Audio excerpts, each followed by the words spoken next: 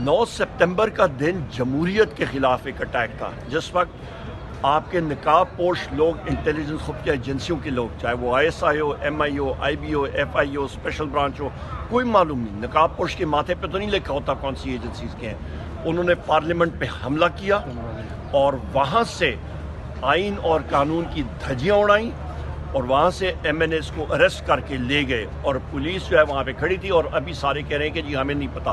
तो कौन लोग थे? ये कोई खलाई मखलूक थी? ये हाजूज माजूज इनको मैं कहता हूँ, ये कौन थे जो इतने दलेराना अंदाज के साथ आके और लोगों को इन्फोर्स डिसअपीयर्ड पर्सन जैसे लोगों को यहाँ पे MNAs को उठा के लेके जा रहे हैं? ये नहीं चल सकता, एक जमहूरियत में ये चीज़ नहीं चल सकती।